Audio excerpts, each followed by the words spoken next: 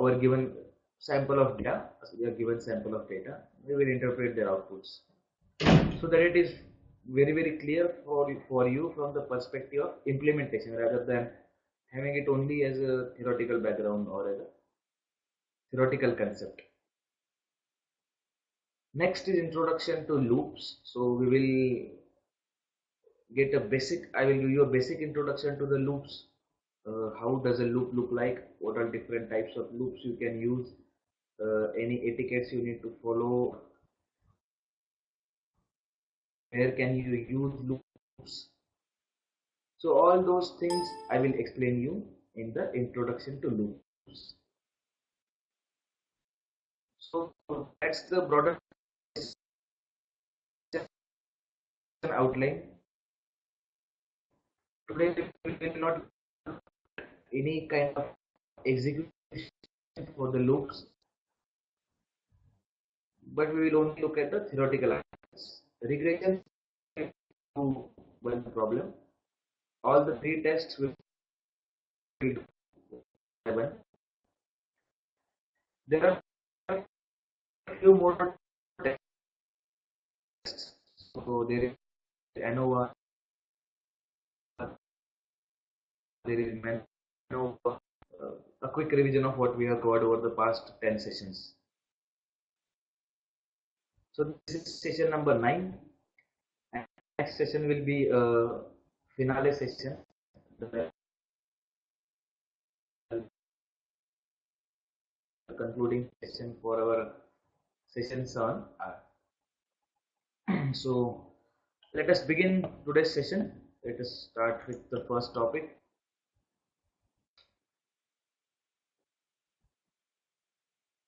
So regression analysis. What do you understand by the term regression analysis? Although I have given you a definition here, let me go.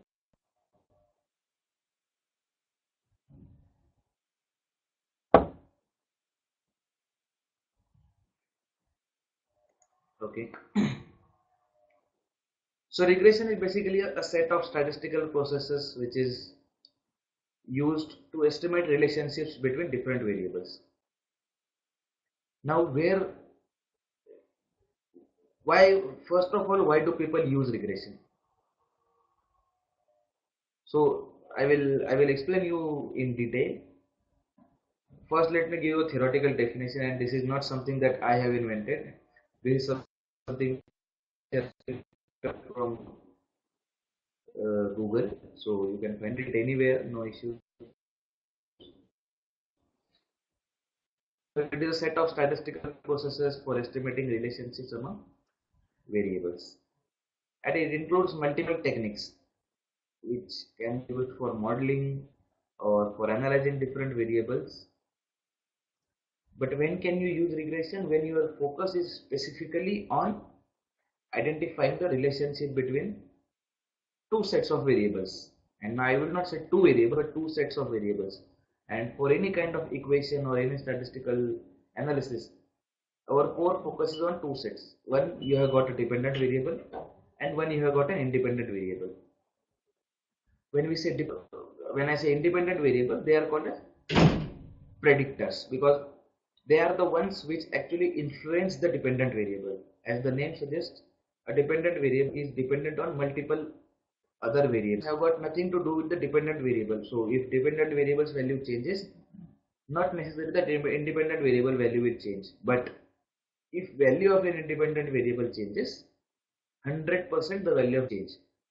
By what extent is a different matter altogether. So it will change by a different margin or different proportion, but the value should change for sure. Now let me give you an example for this. For example, total number of students dropping out of school, and you want to find out why so many people and what are the factors which are influencing them and by what margin.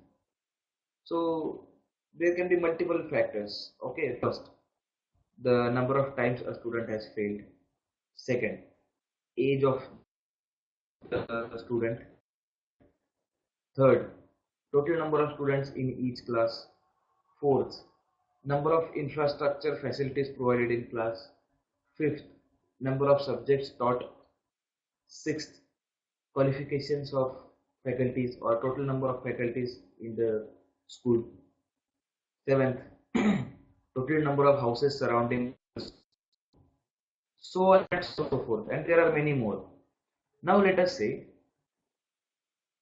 each of these has got some impact on the number of students dropping out. For example, if number of households surrounding a school, the number of people living around the school in a certain radius, because when people enroll students or enroll their children to school, the first aspect they look at is the convenience for transportation. So if the number of people surrounding or living in the locality of a school go down, it might have impact on the number of students dropping out of the school, because people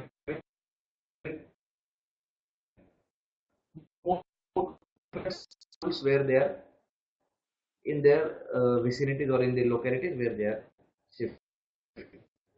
Second, let us look at another factor, the number of facilities in school. Let us say some school is providing cricket ground, instrument,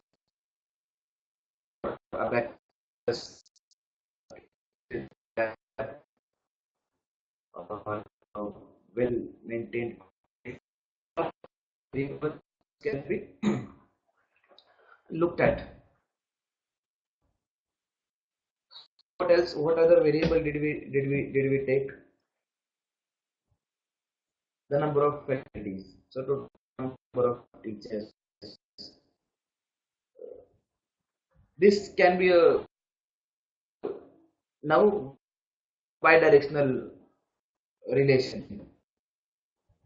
If either of the two happens, the second thing might get impacted. For example, if the number of students goes down, automatically the school might have to reduce the number of teachers because there are no sufficient number of students. Or if the number of teachers goes down, number of students might go down. So it's a bidirectional relationship. If I say that the number of students in school goes down, so let us say there were 500 students earlier, now there are 400 students. So does it also mean that the number of people staying in the vicinity has decreased? No. So in this case, the dependent variable is the number of students spent in school. The independent variable is total number of people living down. And there are multiple factors like that. Now, so in this case, we have looked at a dependent variable and a set of independent variables. And when we say independent, there should be ideally there should be no relationship between the independent variables. But as a statistician or as a scientist or as a business analyst, you should be you should make it very that what is there theory never exists in the practical world ideally. In a practical world, you will have variables which are interrelated. So, for example, number of words. So that's how you classify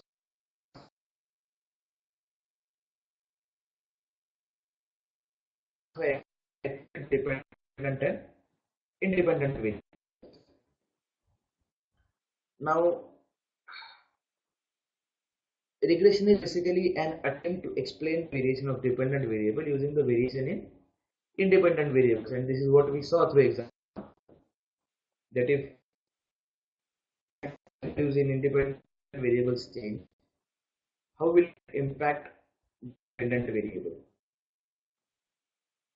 So it is basically an explanation of the cause of occurrence of a I am talking about linear regression, it requires either an interval or ratio level data, but it requires a continuous data, and you cannot have discrete or continuous data or non data to directly use linear regression.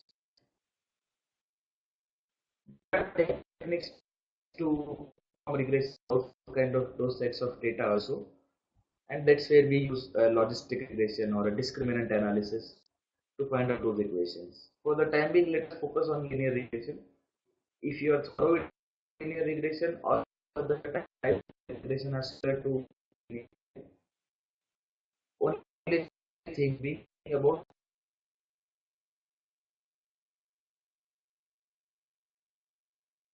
interpret outputs. We will see each one of them is the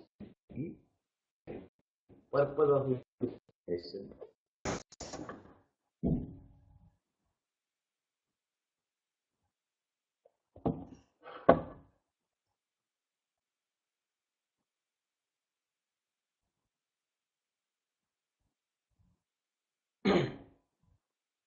So some in most of real life problems. So if let me go back one step and let us look at the basic types of analytics, and broadly it is in four types.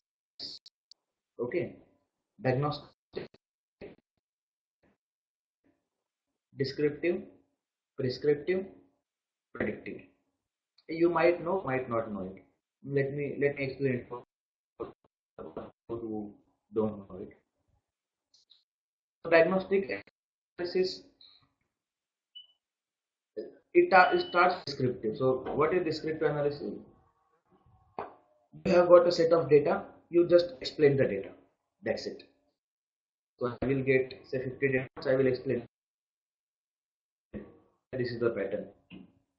So I am discussing what I am doing, that's it. I am not giving any kind of output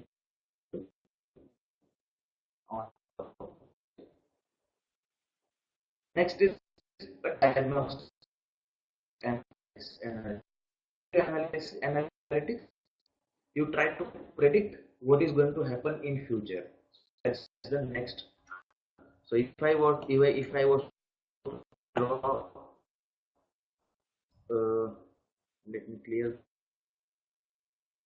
this first.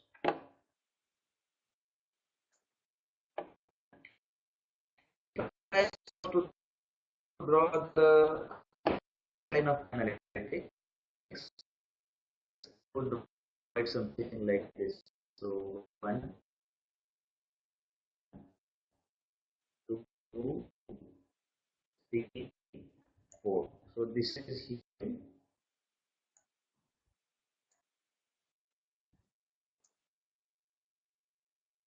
One is prescriptive. So in a predictive analytics, the next phase you will predict what is going to happen in the future, and in a prescriptive analysis you suggest what actions should you take to correct what is going to happen in future or make the due course prominent. Now, regression is most prominently used in these two phases, and out of these two, this is the phase where it is most prominently used to predict what can be the outcome in future or what might be the outcome in future. Even specific assumptions in the prediction in independent variables. It is our typical analytics regression curve, right? So you will have different. Please look at the top right corner of the slide. So different points dispersed in a pattern, and if they are literally anywhere, you can draw a regression line passing through them, and that line will actually help you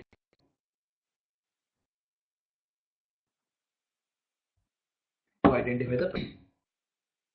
Let us look at this line more closely in the next slide. So these are the different scattered points, and we have drawn a line which is best fitted line for all the points. So this line is the line which is actually explaining or giving you the least sum of squared means. So what do you understand by sum of squared means? Difference between each point and the line. So I will calculate difference between different points and the midpoint of the line, and I will where I get the least square difference between. So regression line is basically the best straight line, which is the description of the plotted points, and we can use it to describe the association between different variables. For example, we have regression line which is increasing, showing an increasing trend. So as the independent variable increases, the value of independent variable increases. The value of dependent variable also increases. If this line was a reversed line, so let me draw it for you.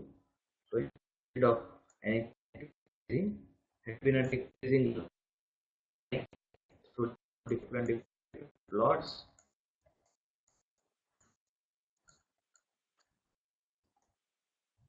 It can be either in or decreasing, or it can be a normal curve, a flat curve, wherein the variation, there is no variation in independent variable for any variation in value of independent variable.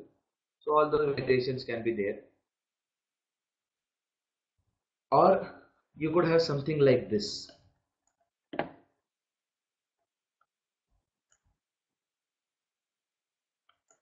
Or this. Or this. So basically the regression line that you are getting, it's not a line, but it's a regression curve. So for fitting a curve, there are different again different tools and techniques, different methodology to be followed. What we are going to look at today is a straight line, either increasing, decreasing, or a horizontal straight line. So to find out that equation. Now there are three in a regression. First and foremost is the equation. Equation is consolidation of different elements, and it explains the relationship as well as weightage of different independent variables to the different variable. But there are two major components to any regression equation, any linear regression. And what are those? So if you look at equation, the basic regression, the equation comes out to be y is equal to mx plus c. So y is the dependent variable, x is the independent variable. But what are these points and what is?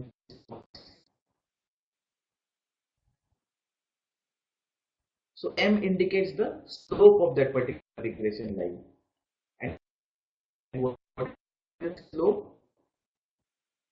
Slope is actually the rate of change in y as the rate of change in x. So basically, as the y changes, by what amount or what percentage or what variation will the line for explaining the slope? And I am pretty sure most of you are aware about it. So let us say I am looking at this point over here, and I am looking at the next point over here. So this is, let us say, y1 for me over here.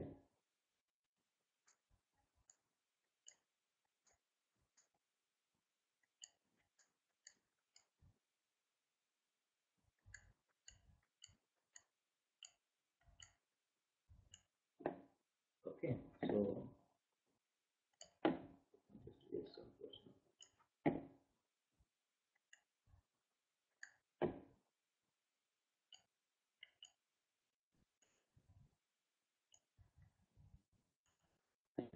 okay, so that's what you have got. Now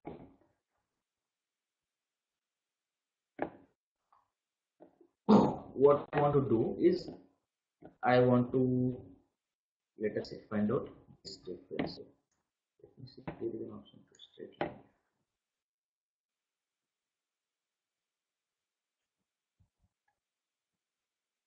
So for one moment I had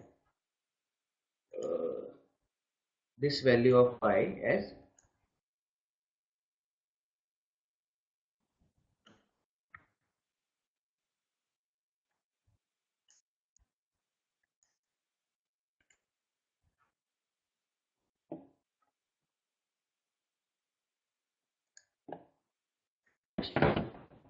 now for the first point, for a specific value of y, I had a value of x. For x value, I have got a specific value of y. What if the value of x changes from one another? When the value of x changes from one point to another, there is a variation of y, and it becomes from y1 to y2, and it can be either increasing or decreasing, or it can be the same. Now in this case, this is what we call as a slope. So by what proportion is value of y changing as compared to value of x, and how do we find out that? So slope is indicated by m. This is okay.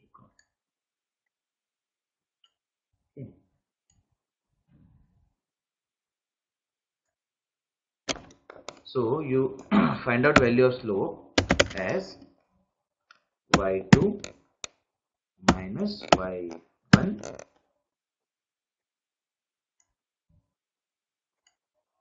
and you divide this entire slope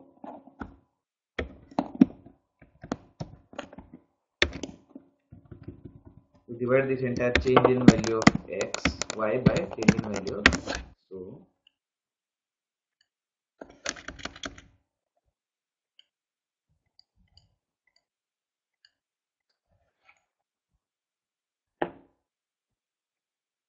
what you observe is for each value change in value of y x, what is the change in value of y? So that's called as a slope. So y2 minus y1 y2 minus y1, so this difference tells you by what extent is the value changing. Now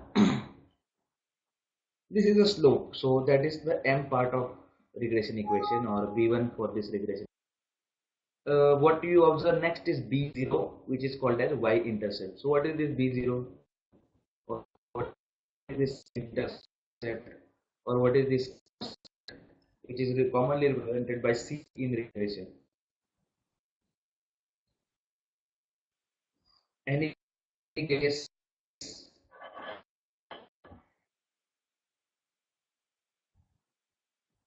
I know it is known as constant, but why? What does it indicate? Let me again go back to it. So this is what is your regression line. If I extrapolate this line to touch the y-axis here, let us say it comes to something like this. So what I'm saying basically is, even if the value of x, and x is the independent variable, even if value of x or independent variable is 0, still there will be some value in y. So for example, this is what is the value for you in the presentation. This particular difference where the red line meets y-axis and the 0 point. So this much value will be there whether you have got independent variable there or not there. For an ideal regression equation, or for an ideal products you have, the price of the product, quality of the product, number of people on the ground to sell that product, uh, amount spent on promotion of the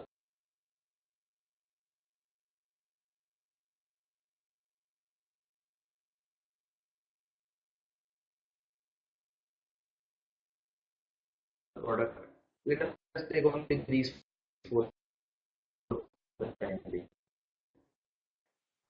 So basically what I am saying is quality is pathetic. Still I will be able to sell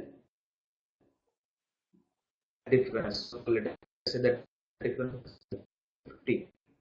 Still I will be able to sell 30 for us.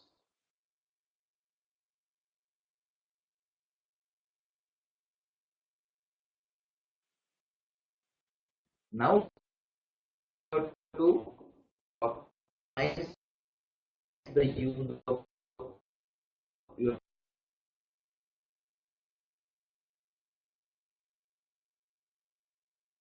promotion that supposed to or see. The last part is the residual or error, so we will get that subsequently, not now. Despite non-intervention of independent variables, there is some value which is dependent equation. It explains the relationships and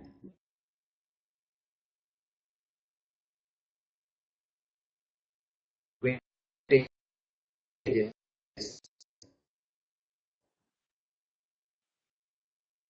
between the and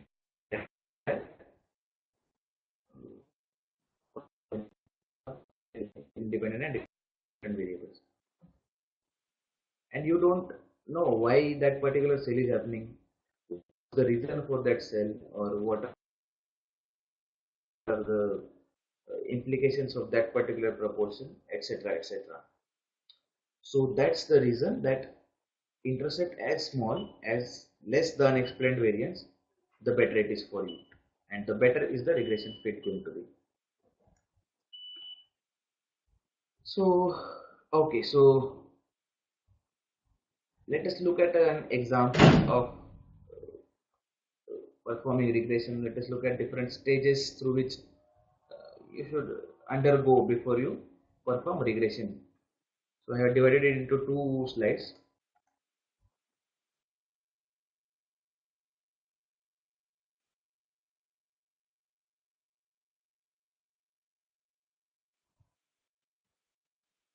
We will go through this practically rather than me explaining it to you over here.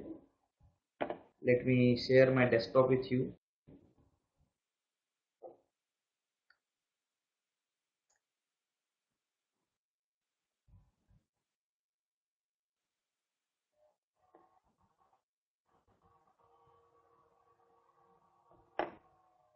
And let me open the dataset. I have a dataset which is there for practicing.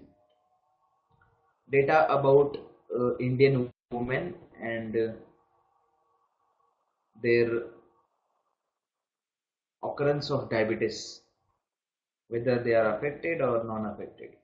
Okay, so that class is basically yes or no.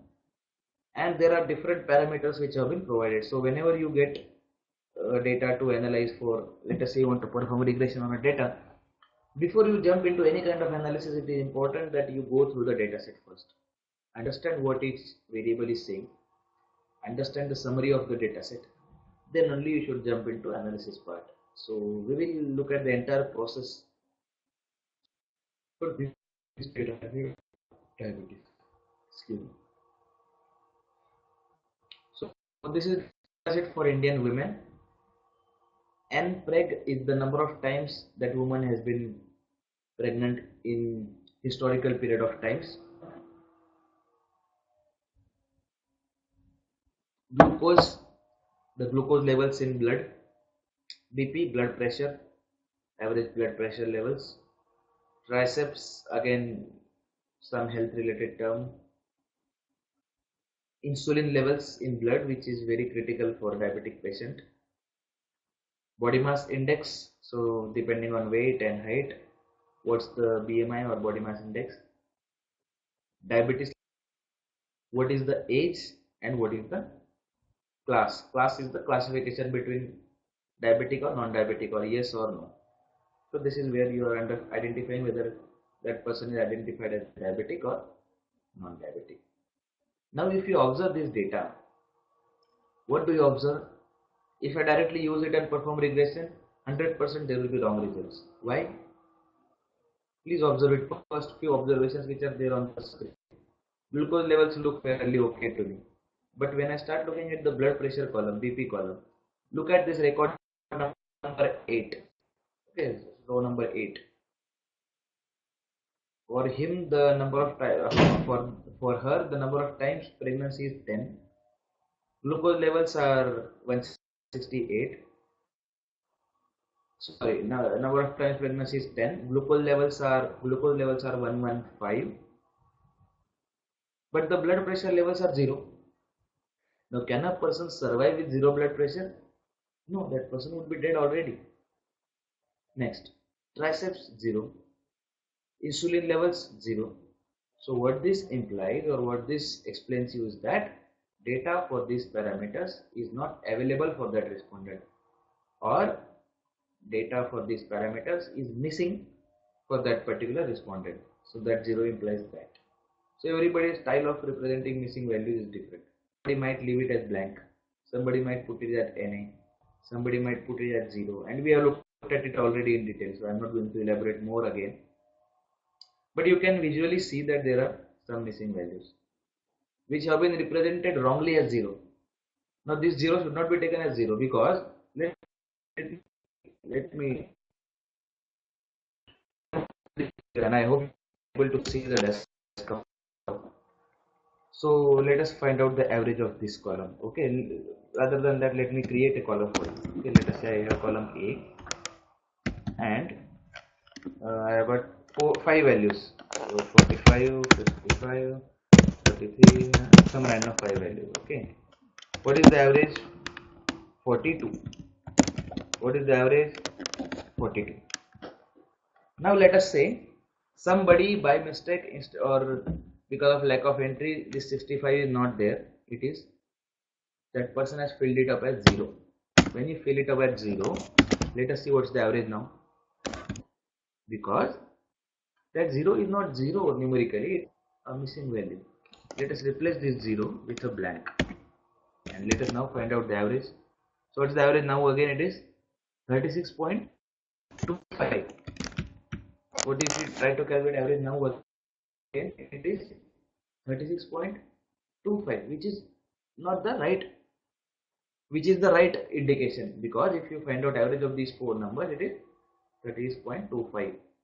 So when you want to find out average of column A, what you would ideally want is exclude missing values from the calculation, find out average of only remaining values. Why does it behave like that? Because we have to go basic formula of calculating mean. Let us say I want to find out this average manually rather than an average formula. So what I will do, I add up all the values which are there. So I will add this value plus this value plus this value. So what is the addition I am getting? 145. What are the total number of values? 4. So I got 4 values. So what will be the average value for me? It will be total divided by number of entries, which is 4. So 36.25. Now let us say instead of this, let me make this sum as some formula, and I add up.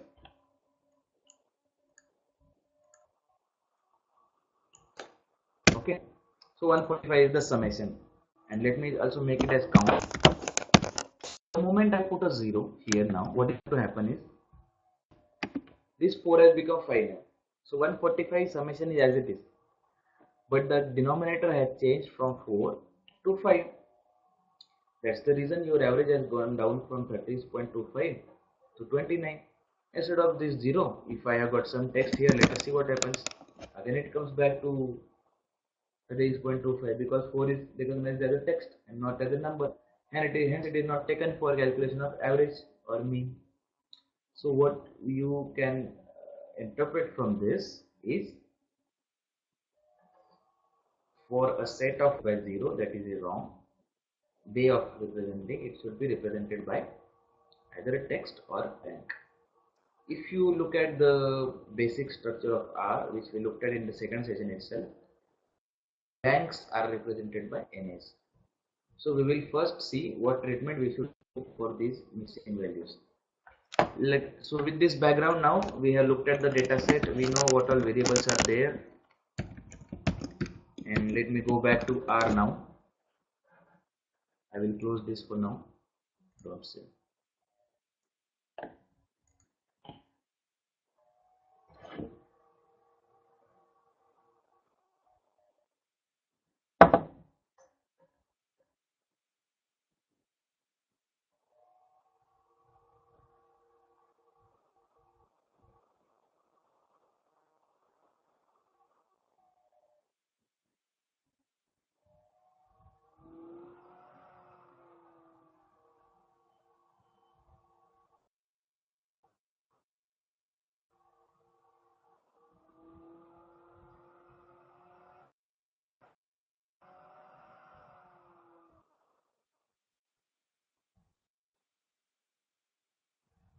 Yeah, okay. I hope you are able to see the desktop now.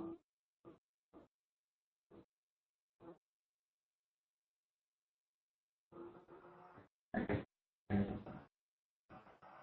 let us start below this rather than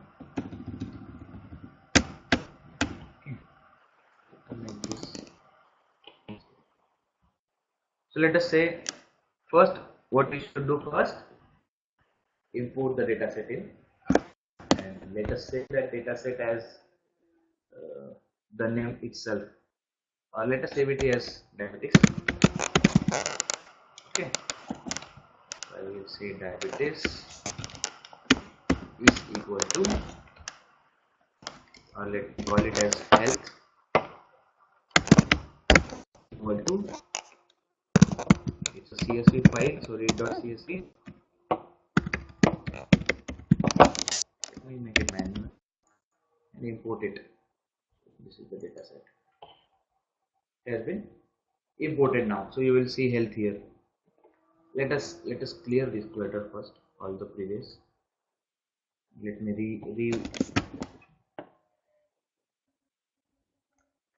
re-import it.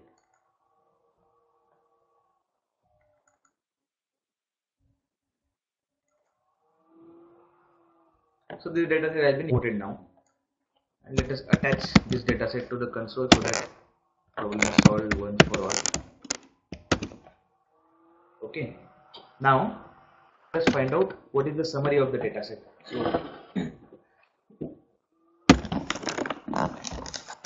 let's find out what's the summary of the data set. So what are the minimum maximum values for different variables? How do we find sorry name of the data set? I'll just run this. So here you will observe that it has given you summary. Let us maximize this so that it is better visible. Okay, so number of times pregnant, minimum is 0. First quartile is 1, which is okay. Mean is 3. Third, so maximum is 17. So 17 looks like an outlier, but may be possible, may not be possible. So we can retain it as it is. Glucose levels again between 0 to 199, which may be possible. BP levels between 0 to 122. Now this is where we have to worry about. BP cannot be 0. Can it be 0? No, it cannot be 0. So this 0 implies something is wrong. Triceps between 0 to 90. Again this 0 implies something is not right. Insulin levels also starting from 0 to 846. 0 insulin implies that person would be again dead already. Similarly for BMI, that means that weight is 0. 0 weight person, they cannot exist. So that 0 is wrong.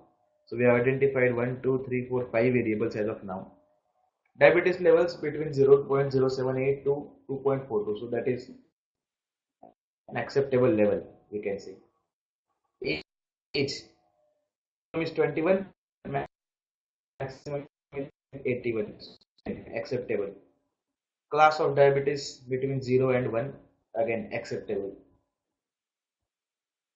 So we have got 5 variables which we need to fix before we do anything with this data. So this 0 implies that when I back check the data, I understand that 0 has been wrongly written. It is rather a missing value. Now let us replace those missing values with NAs.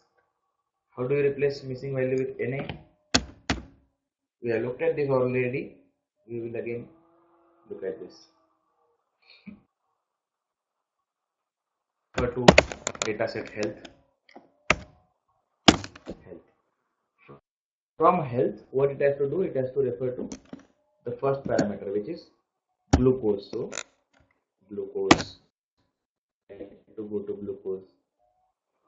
From this variable glucose, now what I wanted to do is again, wherever there is this health, I need not write again and again. Okay, glucose, जहाँ पे wherever glucose is 0, I want it to become Na. Now let me run this and let me see what's the outcome of glucose now. It is important to understand whether that is working properly or not.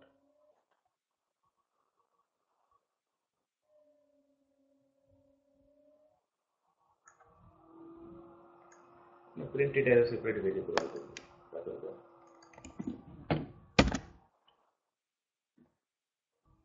There are no zeros actually in glucose. Yeah, it is there. Still there.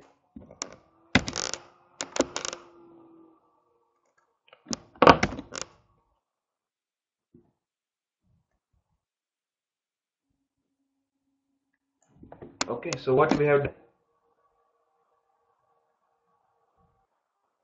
we have taken this value of this variable called glucose. From this glucose variable, we have again directed R that all the zeros will be coded as NAs. So similarly, let us do the same thing for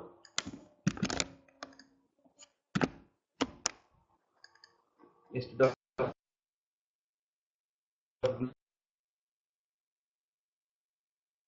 glucose, let us do this for what is the next one? BP. BP.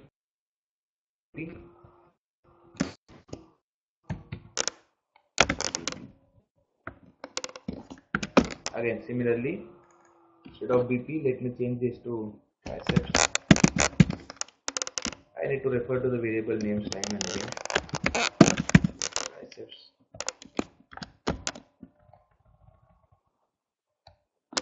Again, this glucose. Then run this.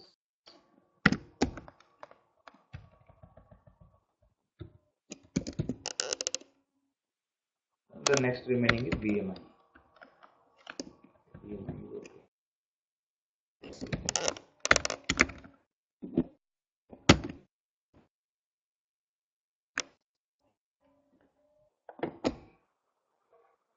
There is one more challenge now. We are getting 0 and 1 for diabetes. So which means that for class, which means that class has been identified as, let me look at this one. So if you now observe this data set, we have coded all the zeros as NAs in all the relevant variables. So if you see this, here there was a 0, here there was a 0, it has been coded as NA. So this point problem we have fixed. If I relook at the data set, you observe that class it has been coded as 0 and 1, but our identification or interpretation of class is either a yes or a no. So you can understand that two-step factors has been coded as a new variable. And what is that variable? Class. Let us make this variable class as factor of class. Okay, and let us define the levels as well. So levels of class, I'll tell that each level, what you should do is you give me two levels, either a negative for diabetes or a positive for diabetes. So negative is, I would say, no, or yes. Now, so if you observe, we have got two levels only. So let us look at this again. So it has been coded in the backend as yes or no. Now let me attach it to the database once again.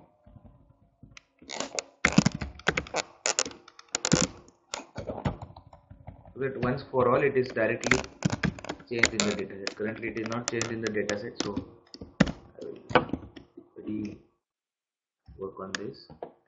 Let us see. Now the class has been changed from yes, from 0 and 1 to no or yes. So now we have eliminated the missing values. We have converted all variables which should be a factor instead of numeric, or vice versa you can do. Now let us check for the revised coding. So let me once again find out the summary of health. So let us observe now. So now if you observe this, what you observe is number of times pregnant. Okay, we have accepted. Glucose levels now minimum is not 0, it is now 44, goes on till 199.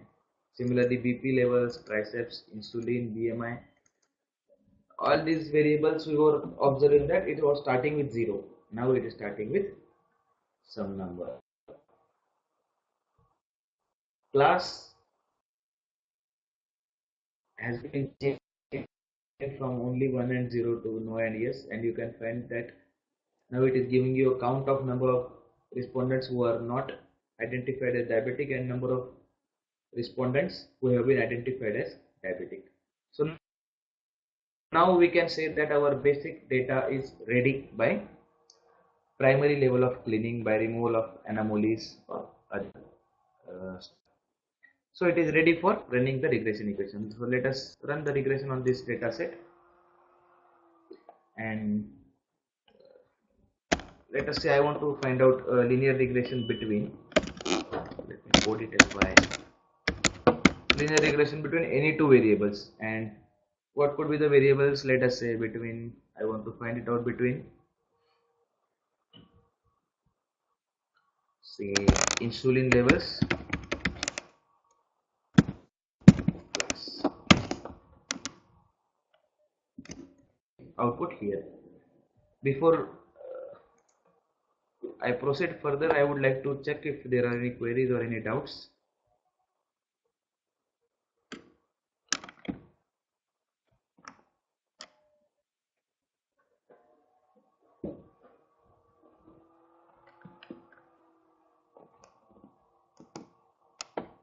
Okay. So now we have stored all the outputs of regression in a variable called y. Let us see what are the outputs. So let us again print a summary of y. It will give you a detailed summary. Let's see what are all it is giving you. So this is how a typical output of regression should look like. And what does it look like? It tells you, first line, what did you call for? So what equation did you call for? I called for linear regression between insulin and class. So it understood. But what has happened here is it has taken it other way. So so first we have to put actually dependent variables. So we have to put class first, then insulin level, so that is a better output for us.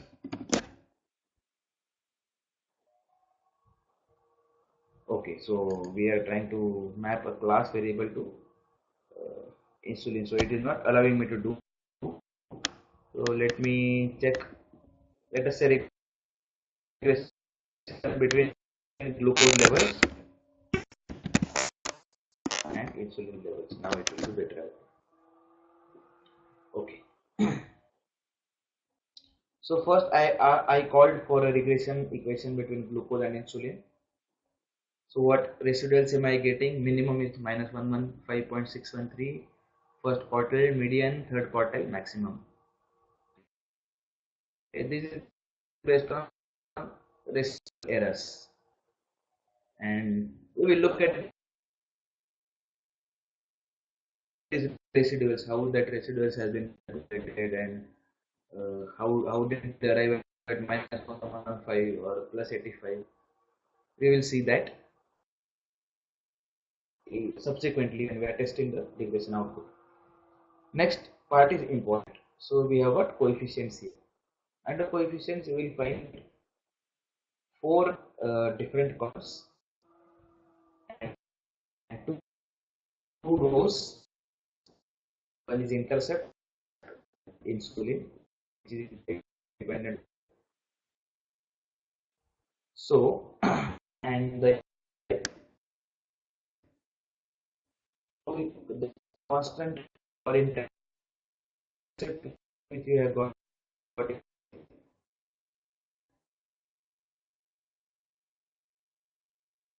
one a value somewhere close to that value glucose, which is 1 to 3.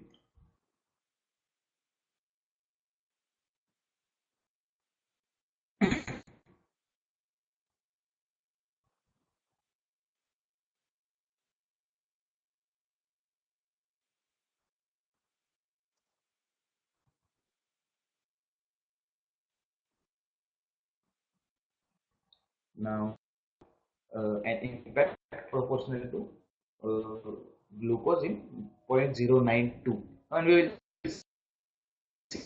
will interpret this 0.092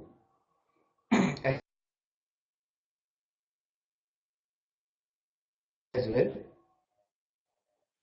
So part is clear, constant or intercept. Second part is actually the weightage assigned, so 0.092 times it is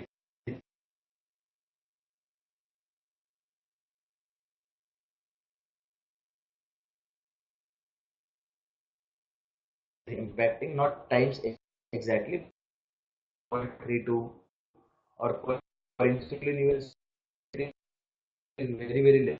It is 0.0094. It's negligible. Two point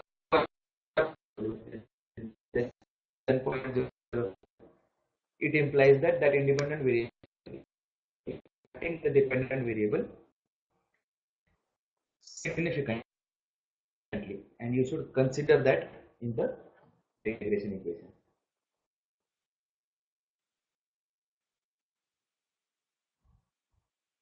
Next is the residual standard error of 30.18. There are 6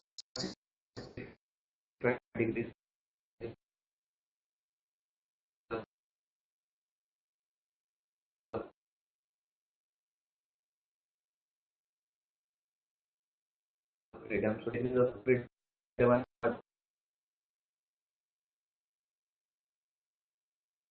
nothing but the So the next three values are given you a detailed explanation as to what are each of these indicate. So multiple R squared, adjusted R squared, what is the F statistic, what is the P value. So go back to the deck for a moment.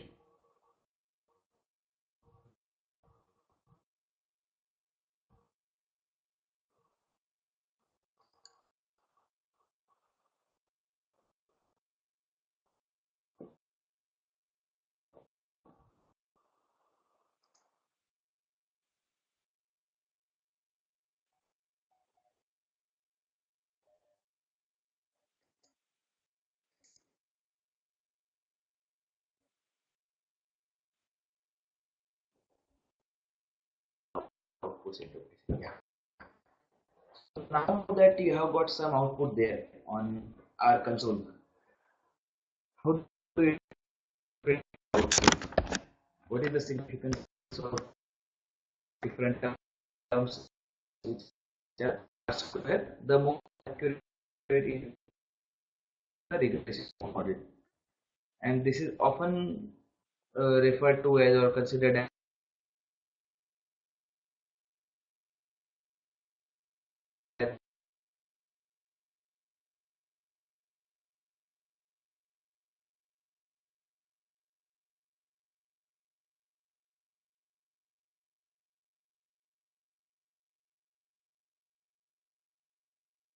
percentage. So that's the kind of accuracy, but there is a limit. What is the extent to which each of the variables or each of the separate independent variables is related to the dependent variable? So it gives you only a bird's eye view of the association between all the independent variables and dependent variables. But if you go down to the next level of finding out exact strength of a relationship, then you need to probably look at the coefficients which are associated with integration.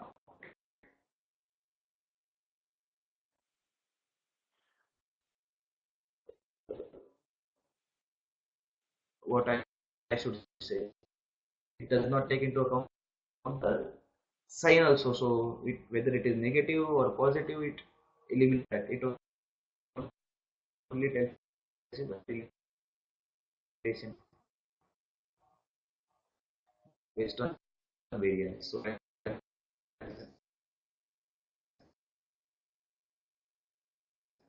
you keep adding more and more and variables.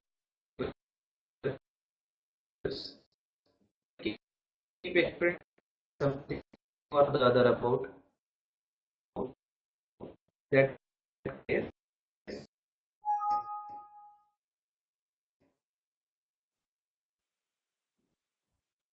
Ask the value will automatically, but that does not mean that the accuracy has increased.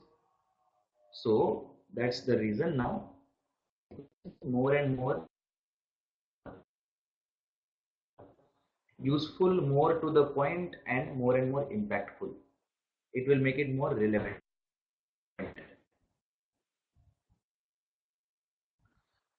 Let us say for these three variables, my R square value is 0.5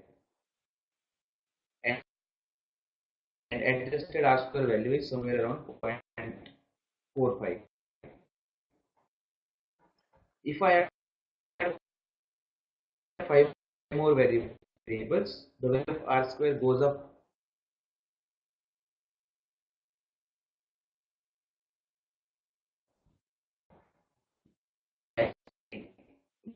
Let us say 30%, 20%. Is it worthwhile adding those 5 variables? Because they are not adding any direct value to your calculation.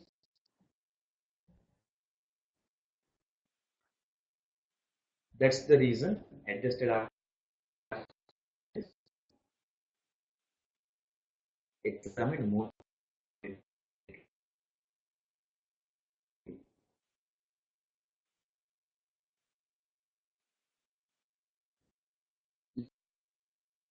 Let us discuss the scenario.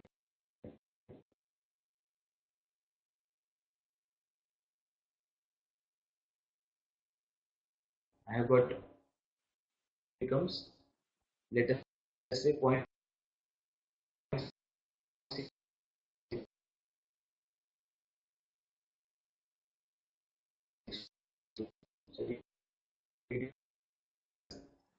So three of which are irrelevant and are actually bringing down the accuracy. I will add only these two variables, which are adjusted R square. Similarly,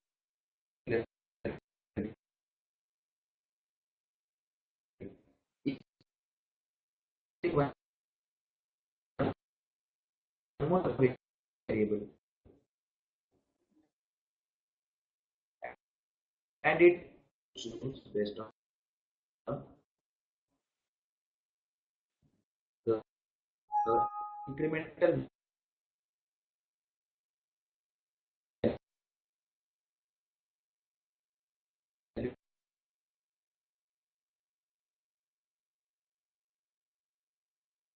value addition those variables do to and 0.05 is the significant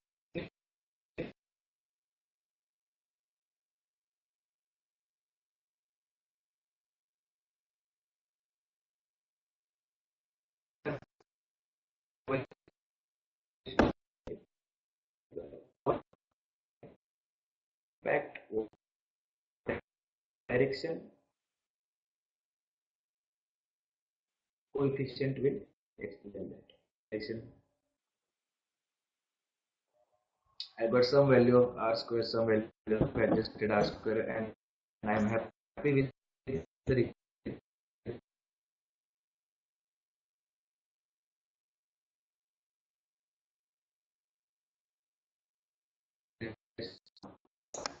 but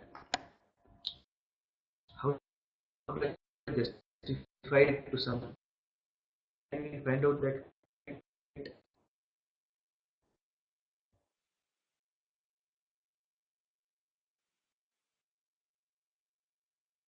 I have given an asset an example uh,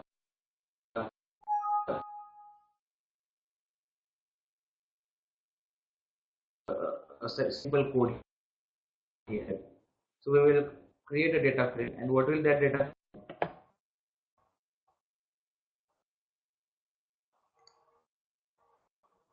and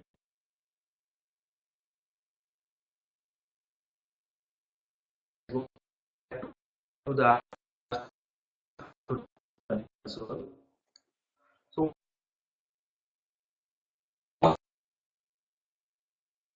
what we are saying that we were create a data frame.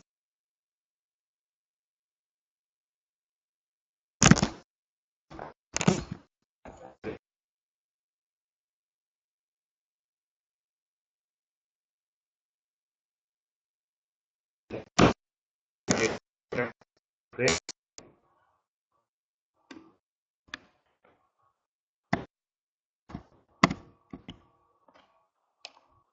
is equals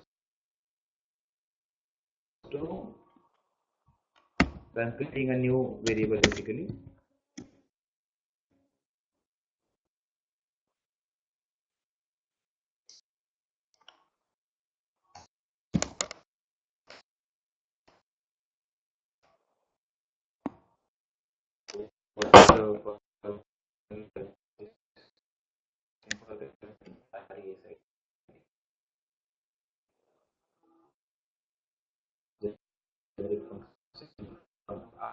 So we can make this residual of y.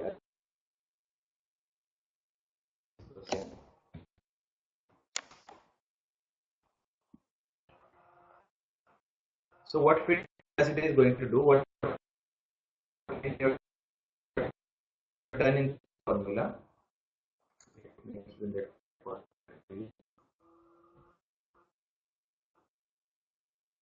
First, we give me the data set as it is. So if you observe the data set for outcomes of y. And what is y? Y is the regression equation for us, which we have calculated here. I am creating, so if you observe the data set, this new has been added fitted values. Let me go back. I want to add one more way.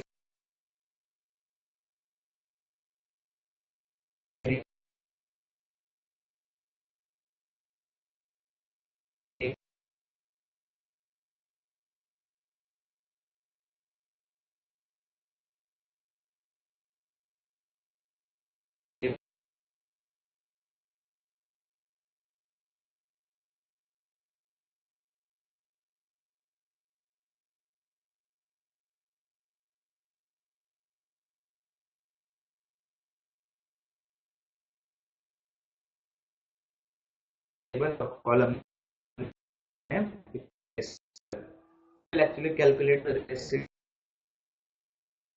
value is not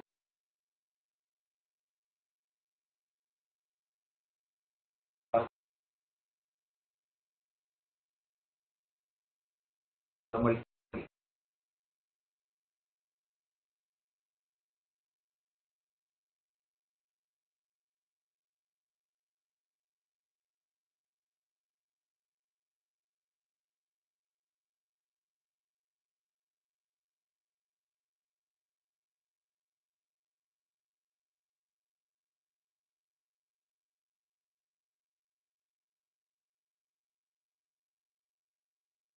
Natural data set.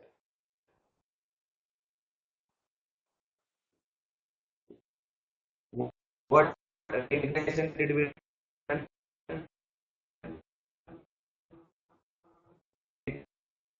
try to predict standard coefficient, constant or inter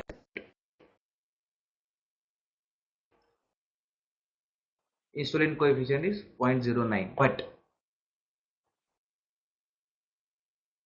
in this case value of insulin is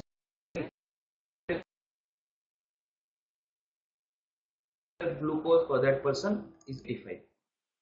Predicted value is 113.49. So what is the difference between the two?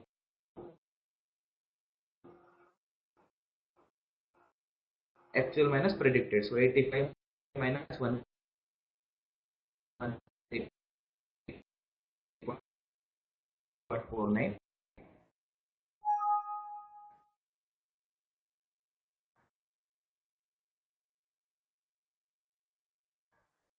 The outcome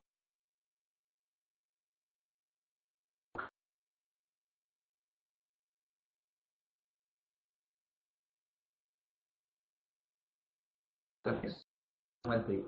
There is a difference of 69.07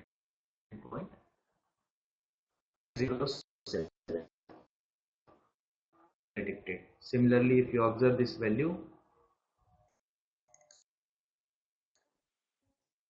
here the value of insulin is again 0, so not relevant. So here value of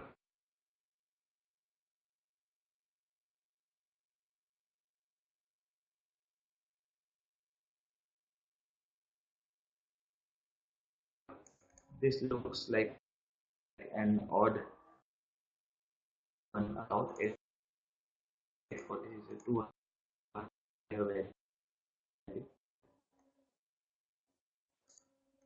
So outlier has been predicted for glucose is 115 more than the actual value for that entry. The highest value that you have predicted for uh, glucose is 85 lesser than the actual value. So this is the range. Actually, that's the range of prediction. The median is 3.49. So you are on an average.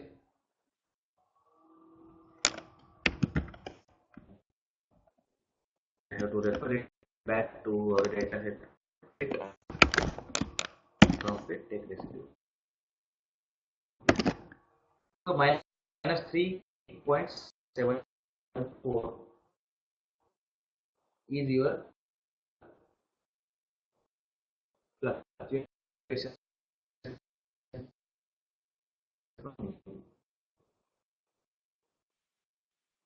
You have to then decide whether that fluctuation is acceptable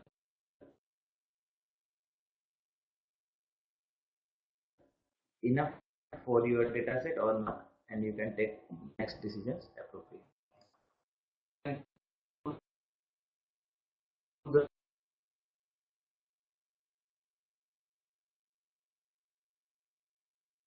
same for multi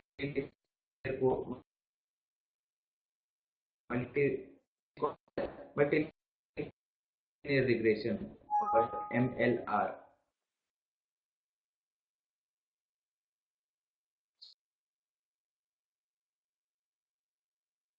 So you can do try to understand these fitted values, residuals, all the entries that you are getting as an output of regression. Because rather than only running the regression and getting the coefficient, I think they are very significant. Then in that case, you should have a scientific counter to that. Say, is the R square for pi, that is the R square 5. If I take 2, this is R square increasing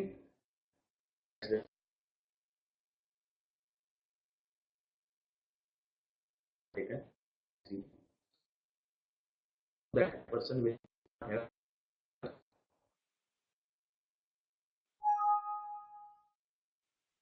Next, we will see chi-square test.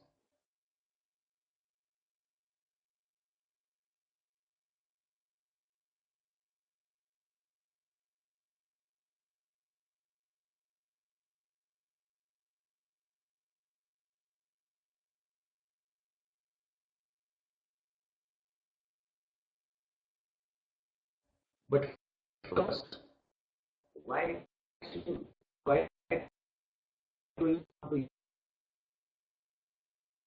use a test or a t-test?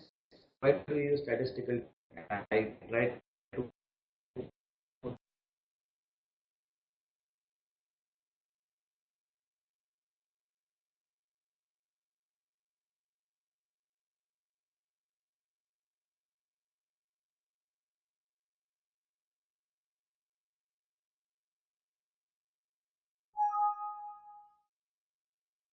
extract a set of 50 values from a population of say 50,000.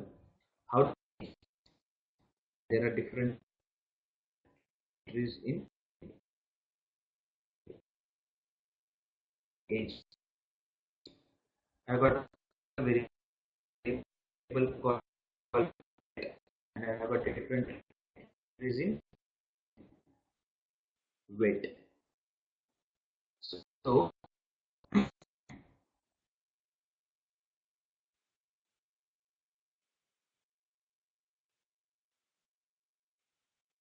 it should be different the two populations you are trying to consider, or you can use a t-test. If the number of samples that you are using is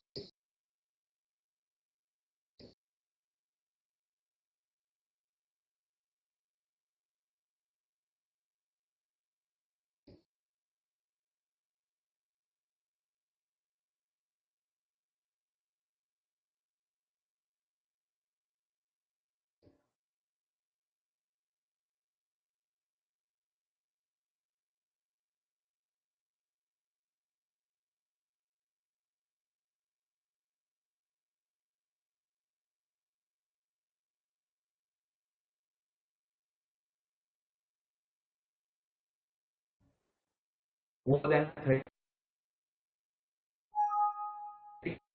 you can use the Z test.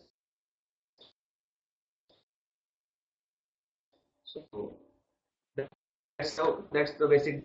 The two variables are comparable or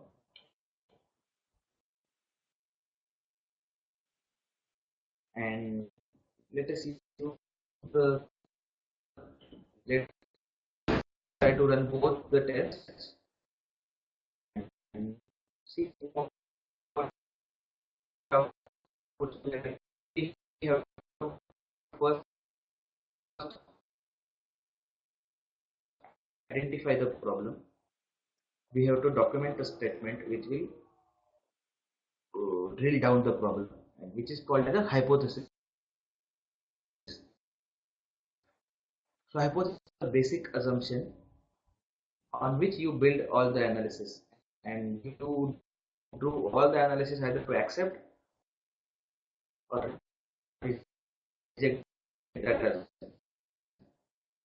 So the mean of which variable is drawn as the same mean that is specified.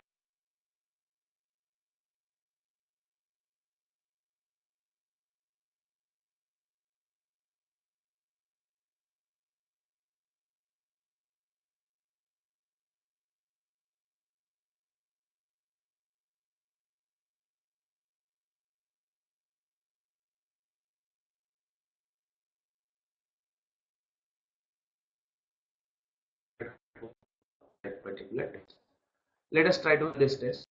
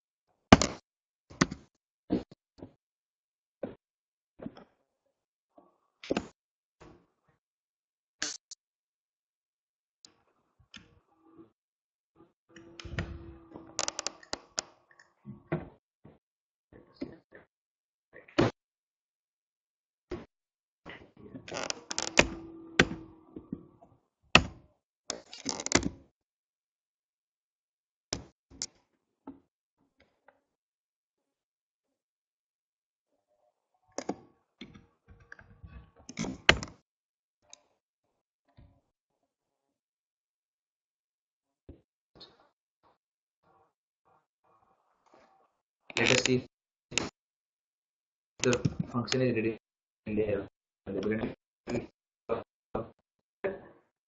These tests are not readily available in R. The beauty of it is to import a simple package and use that to run this test. Is not by default available. So let us install the package which is required for this.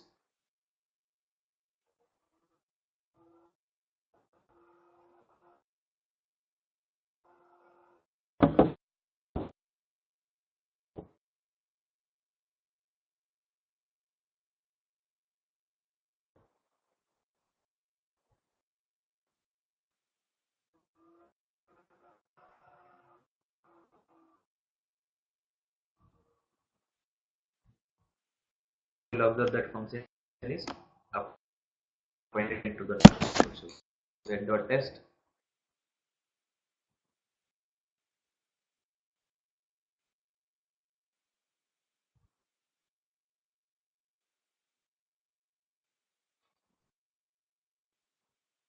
What we want to do, test between age. So we have to specify what is the standard deviation for age actions. Let's see. Let us. I'm giving some random numbers. Let us say it is 20.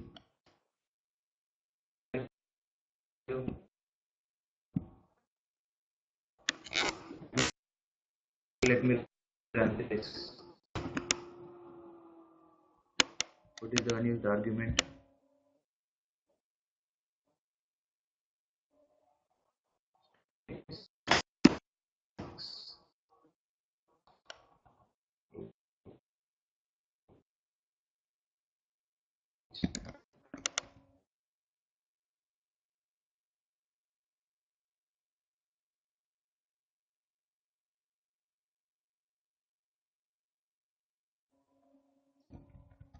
Or minus 16. The sample mean is 47.32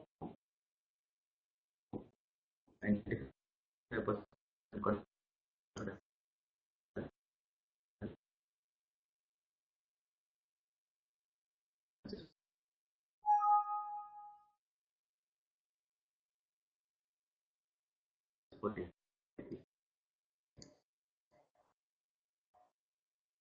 let us not use 2.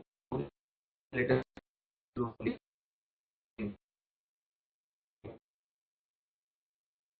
one. Null hypothesis is true mean is equal to 25, but our true mean is 47.32. So the value of P is less than 0.05. That is 2.2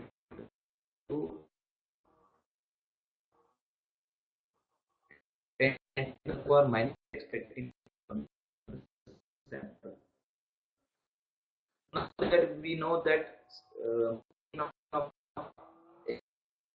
x is 47, let me make 47 and let us see what impact does it have on our.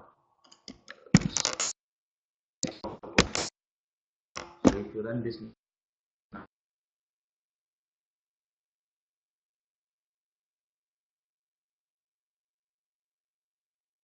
now,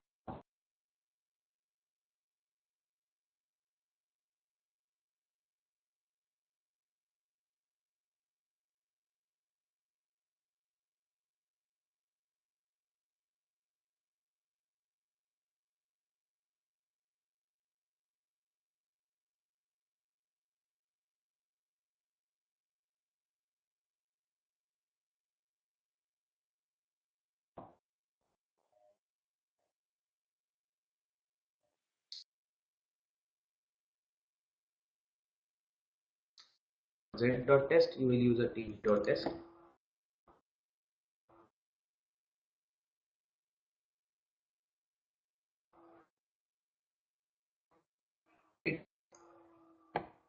So how you should interpret p value, how you should interpret the alternate hypothesis, should you use this test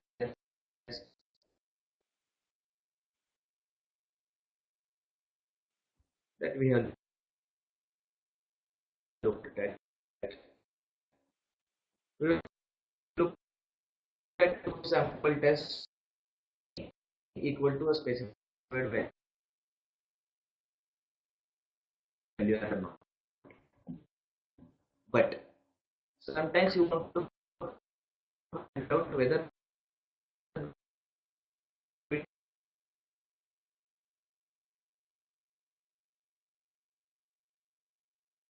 between age and weight, your gives the output as per statistic.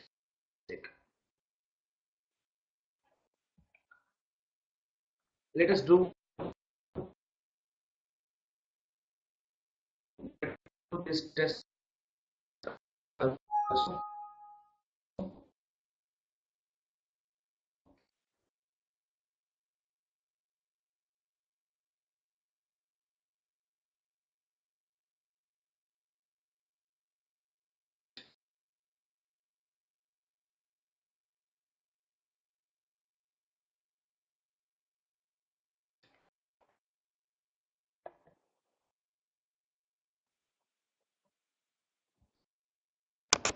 Now, when you say p value as 0.1389, it is greater than